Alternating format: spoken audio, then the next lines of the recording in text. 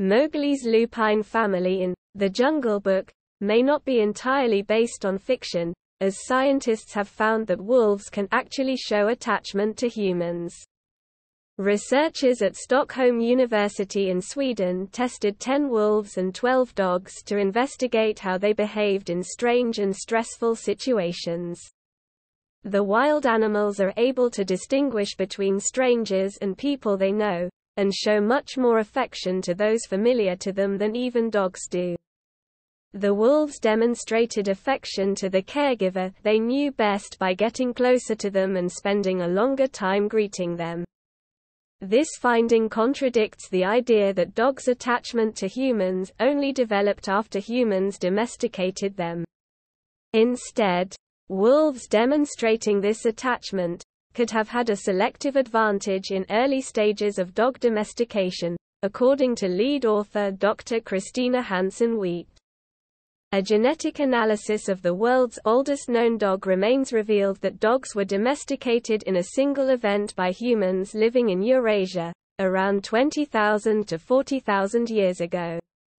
Dr. Krishna Veeramar, an assistant professor in evolution at Stony Brook University, told Mail Online, "The current hypothesis is that the domestication of dogs likely arose passively. Those wolves that were tamer and less aggressive would have been more successful at this, and while the humans did not initially gain any kind of benefit from this process. With a population of wolves somewhere in the world living on the outskirts of hunter-gatherer camps feeding off refuse created by the humans.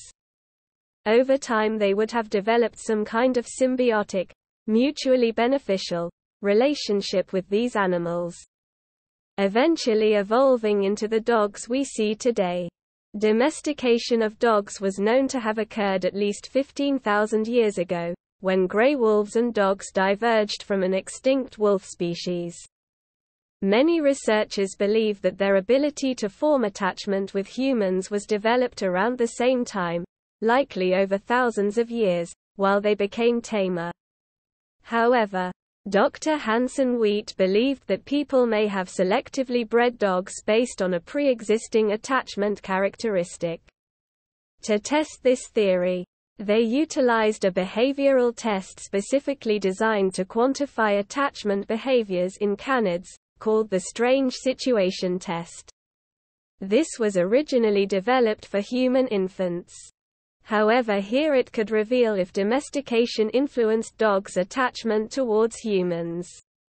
It is a 7-stage procedure where a familiar person or a stranger interacts with the test animal in a room and its reactions are monitored.